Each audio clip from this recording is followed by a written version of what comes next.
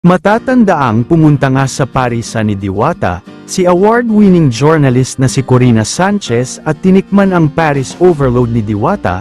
Marami ang nagsilabas ang mga video na nagsasabi na hindi umano nagustuhan ni Corina ang lasa nito, kaya pinakat niya agad ang video. Gaano nga ba ito katotoo? Panuorin po natin ang naturang pangyayari.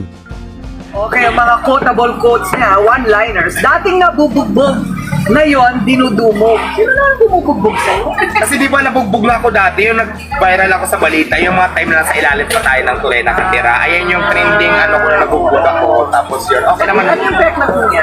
Nakikita ko ito. Ay, ito, Ano oo. nangyari dyan? Ano to, mukha ko ng boyfriend ko dati, kaya lang iniris ko na kasi naghiwalay na kami. Wala na siyang karapatan manatili sa katawan ko. Boyfriend, ano naman sa'yo dyan? Binuhusan ka ba ng asido? Hindi, pinairis ko lang. Ako lang nag-iris niyan. Ang ginanong-ganon, Pina-iris ko doon sa kilala ko nagtatato. So, ganyan yung lumabas. Pero okay naman, hindi naman siya masakit. Yan, so kayo hindi ka na magpapatato. Hindi na ako magpatato ng mukha ng lalaki ko kasi pag naghiwalay kayo, Ay, wala. babagas naman siya pero wala na siyang mukha. Tinanggal ko na. O, fake lang na lang Kailangan matitira. siguraduhin mong may forever bago ka magpatato. Yeah, Ano? right. O so, ano naman ang feeling ngayon na sikat ka? Pumila po kami dito ha, as in, naghintay po ako.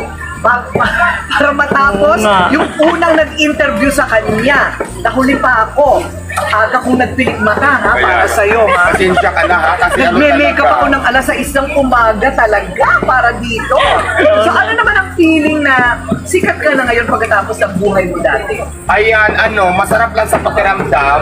Feeling maganda, pero nakakapagod din pala. So, Pagod talaga yan. Magsalita ka lang dyan okay lang kakain naman. ako. Okay lang naman ang feeling ng isang maganda pala. Kasi ngayon lang naman ako gumanda ng ganito. Nakakapagod, pero laban lang. Okay. Tapos syempre, di ba, yung mga ibang hindi lang napapicture kung ano na nang sa buhay na pinaglalaban. So, ako naman talaga minsan, busy sa negosyo natin, di ba? Ang hiling ko lang naman, minsan bigyan niyo ako ng time para makapagtrabaho din, di ba? Kasi hindi naman pwedeng dyan na lang ako nakaharap sa camera ng buong maghapon kasi hindi ko na namamanage yung tindahan ko, napapabayaan. Correct. Uy, thank you ah. Pinakain mo pa ako. Ay, walang anuman, madam. Oo, salamat. Sinasabi kasi nila dati talagang madalas, pag hindi daw kilalang tao, hindi ko daw pinapansin. Hindi totoo yan. Sila madam kasi itong mga to, naka-schedule to. Correct. Diba?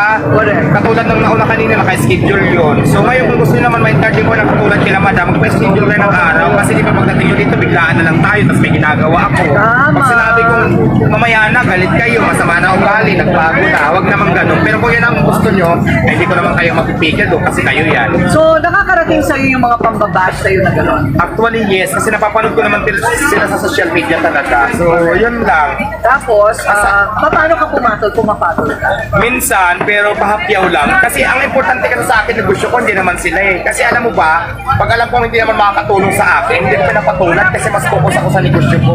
Kasi dati wala namang ganyan eh.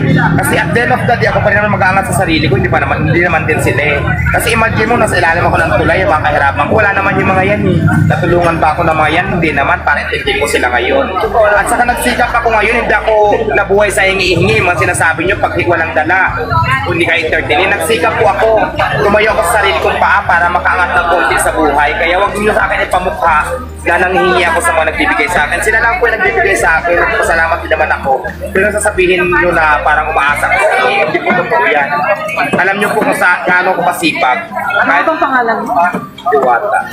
Hindi, nakalimutan ko pangalan niya kasi ang sarap ng pares.